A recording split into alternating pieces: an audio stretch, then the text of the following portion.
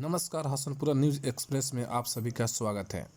सिसवन प्रखंड के सिसवा कला पंचायत के अनिल सिंह के राइस मिल में सब्जी क्रय विक्रेता के तहत किसानों के साथ में किया गया संवाद। आइए सुनते हैं किसान व अधिकारियों के बीच में क्या हुआ बातचीत।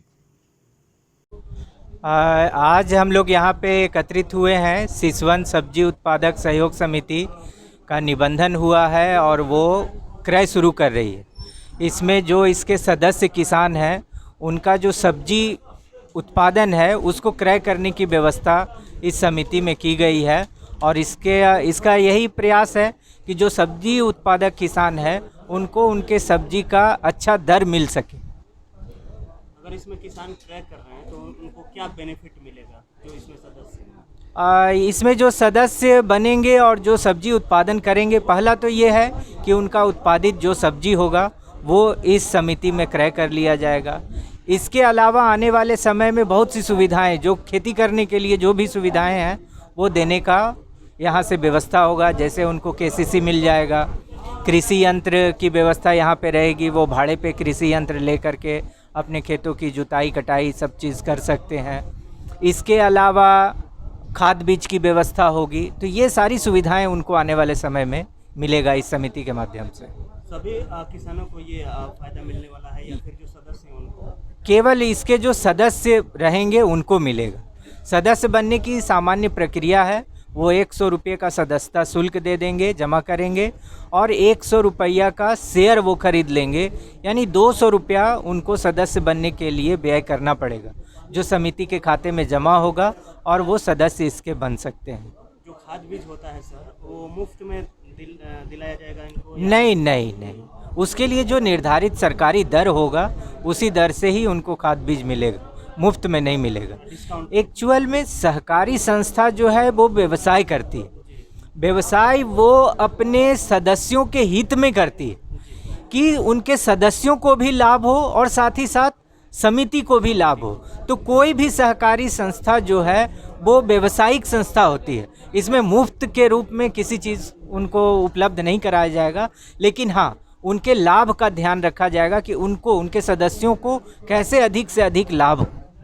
हमारे चैनल के माध्यम से जो फार्मर हैं उनसे क्या अपील करना चाहेंगे, क्या मैसेज देना चाहेंगे? आपके चैनल के माध्यम से मैं कहना चाहूँगा कि आपके सिवान जिला में सभी प्रखंडों में एक सब्जी उत्पादक सहकारी समिति का निबंधन हो रहा है। अब तक हम लोग 12 समितियों का 12 प्रखंडों में निबंधन कर चुके हैं। आने वाले समय में और जो बचे हुए शेष ब्लॉक हैं उसमें भी निबंधन हो जाएगा। जो भी सब्जी उत्पादन करने वाले किसान हैं जिनका अपना भूमि है और उस भूमि पे वो सब्जी का उत्पादन करते हैं, तो वो अपने संबंधित प्रखंड के समिति में सदस्य बने। पहले तो है कि सदस्य बन जाएं, उसके बाद है कि उनका जो भी उत्पादन होगा वो समिति क्रय करेगी और आने वाले समय में उनके उत्पादन के लिए बहुत सी सुविधाएं समिति के माध्यम से मिलेगी। वो चीज़ें आप उसका लाभ उठा सकते हैं। Thank you. आपका परिचय दें। मेरा नाम निकेश कुमार हुआ, जिला सहकारिता पदाधिकारी सिवान। प्रखंड सब्जी सहकारी समिति का आज उद्घाटन हुआ है सिसवन ब्लॉक लेवल पे। ये समिति है, जैसे पैक्सों के माध्यम से धान और गेहूं का क्रय तो होता था, परंतु सब्जी का क्रय करने के लिए कोई संस्था नहीं थी। तो ऐसा देखा जाता था कि किसानों की सब्जी जब उत्पादित होती है तो मार्केट रेट बहुत डाउन हो जाता है, उन्हें उनका उचित मूल्य नहीं मिल पा रहा था। तो सब्जी उत्पादक किसानों को उनके उत्पादन का उचित दर दिलाने के लिए, उचित मूल्य दिलाने के लिए संस्था कार्य करेगी। ये प्रखंड वाइज प्रखंड हो रहा है या फिर पूरे? हाँ, हर ब्लॉक में एक संस्था है, ब्लॉक लेवल की संस्था है। ये नाम ही है इसका, प्रखंड सब्जी उत्पादक सहकारी समिति जी। ये यहाँ से शुरुआत हुई है। पूरे जिले में 12 प्रखंडों में निबंधित हो चुका है, शेष बाकी हैं अभी। सर अपना परिचय। रियाज अहमद नाम हुआ, प्रखंड सहकारिता पदाधिकारी सिसवन।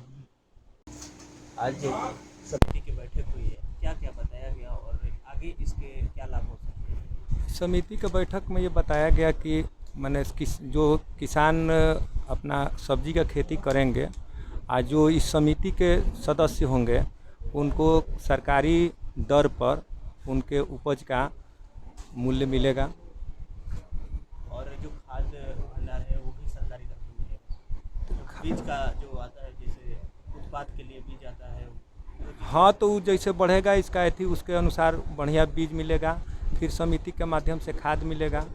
और केसीसी जैसे किसान को आवश्यकता है खेती के समय पैसा की, उस समय केसीसी लोन की व्यवस्था की जाएगी। और जो उत्पाद होगा तो क्या ये समिति उस सब्जी को खरीदेगी?